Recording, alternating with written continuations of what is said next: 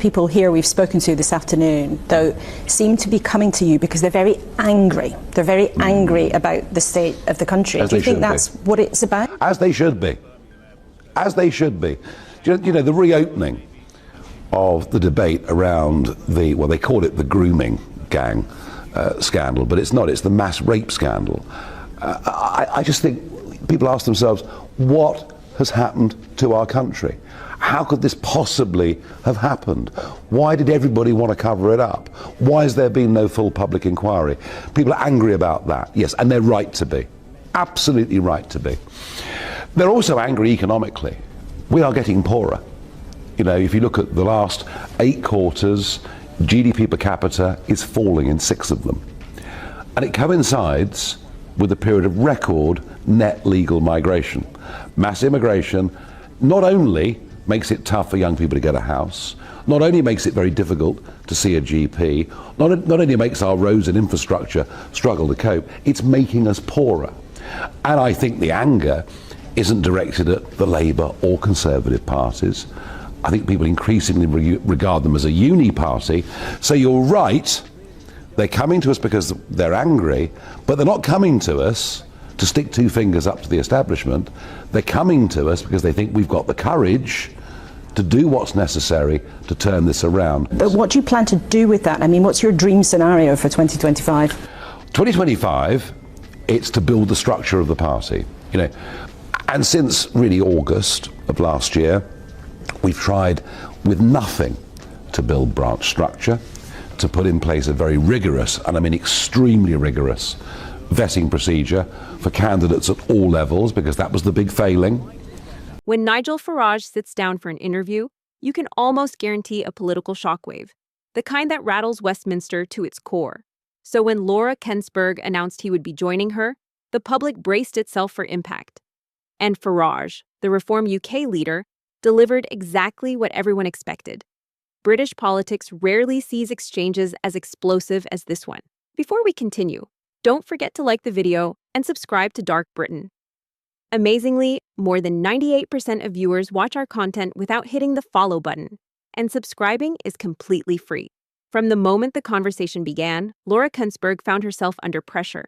Nigel Farage didn't just answer her questions, he pushed back with force. You could see the strain in her expression as the interview unfolded. Laura is known for her tough, forensic questioning.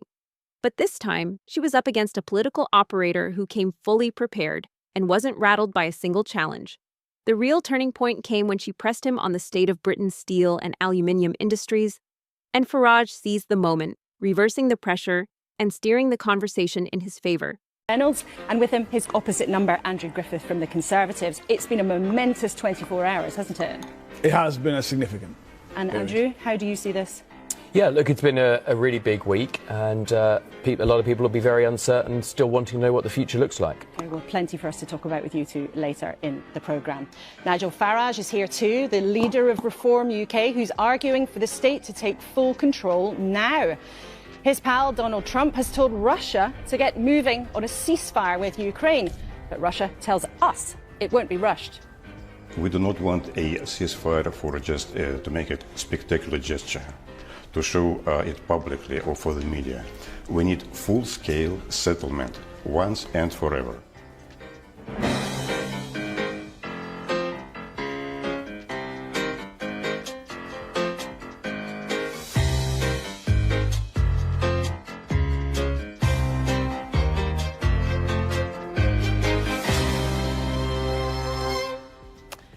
Morning. Our team at the desk this week for the next hour. Gary Smith, head of the GMB union. Some of your members were on the site in Scunthorpe yesterday. Andy Street, Sir Andy Street now, the former Conservative Mayor of the West Midlands, and before that the boss of John Lewis. And Stephanie Flanders, economic giant brain and journalist at Bloomberg. Welcome to you all.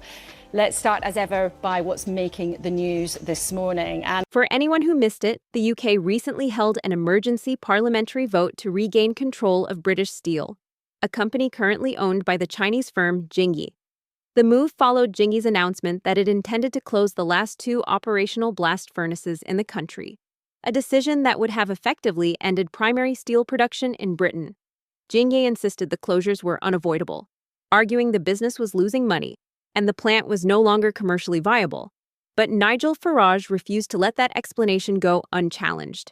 He accused the company outright of misleading the public about its financial position, suggesting the narrative of losses served political and economic interests far removed from Britain's national priorities.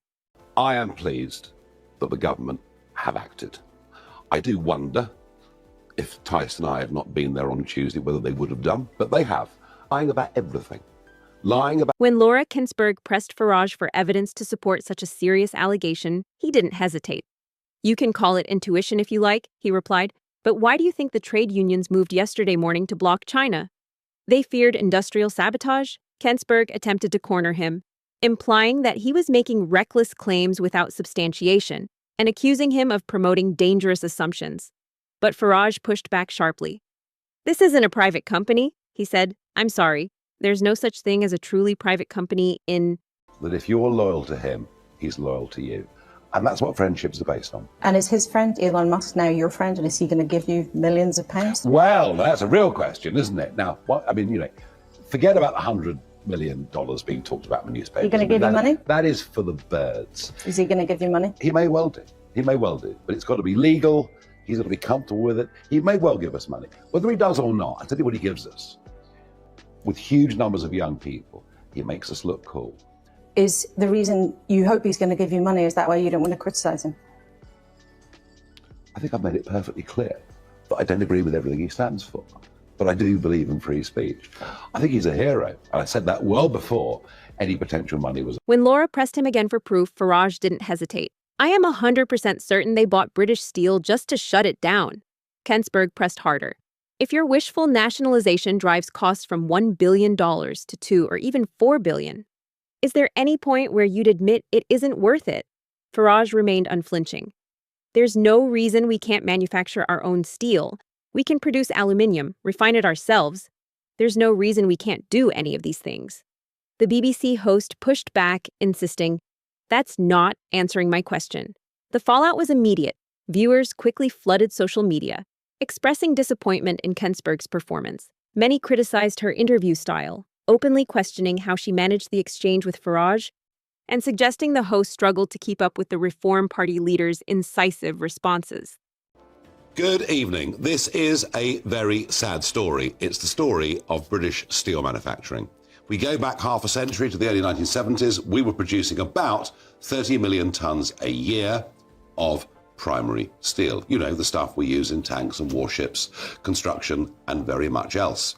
Since then, the industry in terms of jobs has declined by over 90%. And we're now, in terms of primary steel, just got 2 blast furnaces left up in Scunthorpe, the ones in South Wales, of course, going through the process of closing down pretty much as we speak. And we're now producing 2-3 million tons of steel every year. Is this because we don't use steel anymore? No, we're using as much, if not more, steel than we ever did. We're just not making it here. And the primary cause of our problem are insane energy prices because of net zero policies adopted by the last few governments. Our industrial electricity is the most expensive of any country in the world, and that puts us at a massive handicap. The other big problem has been China. China flooded the market with steel just a few years ago, massively overproducing, selling much of it at a loss, but in doing so, actually shutting out many other of the Western manufacturers. And I used to work in that industry and I know a fair bit about it.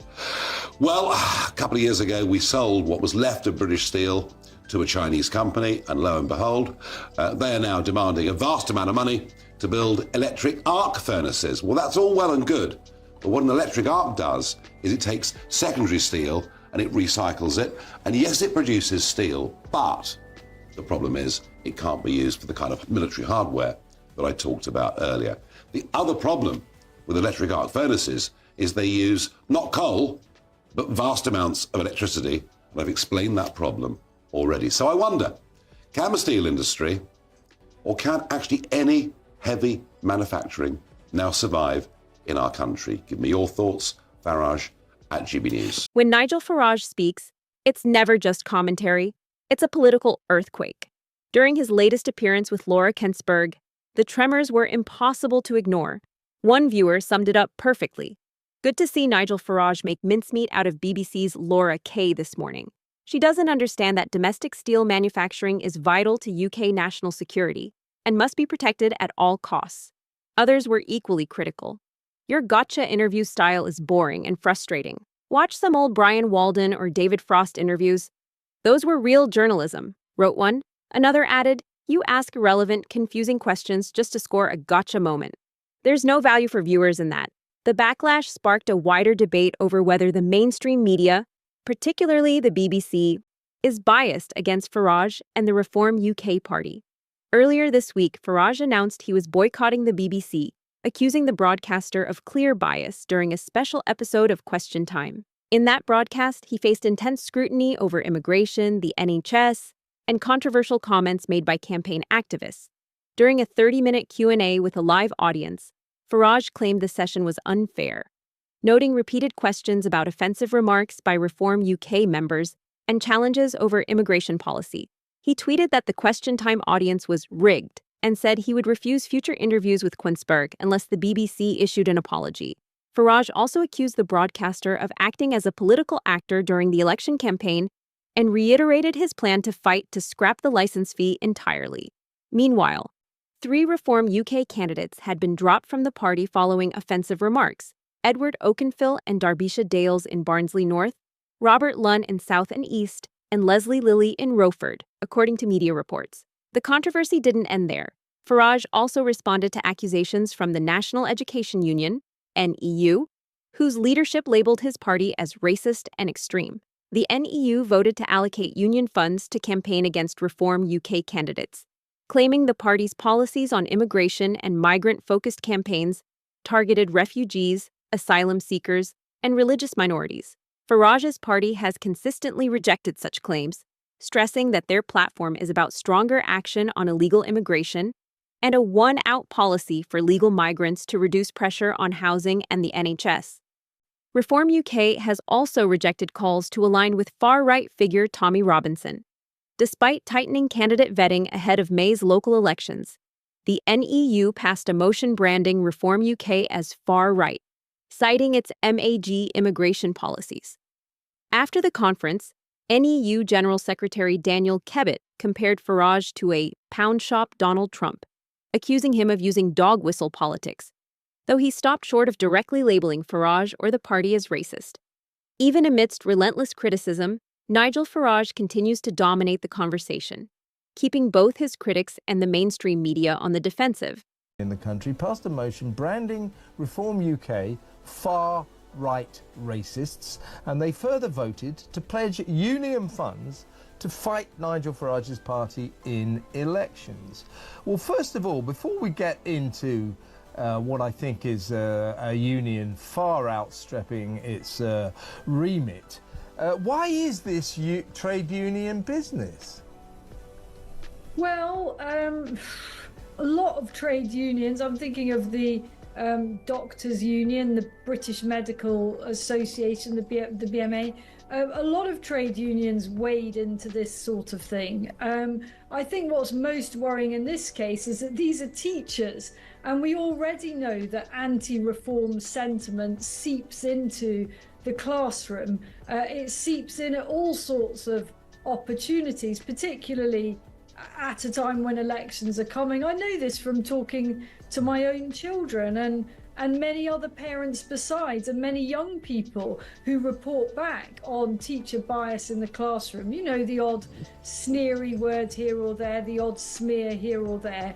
I mean, this campaign to tarnish reform and its supporters as far-right and or racist is so lazy and so hackneyed and so completely false.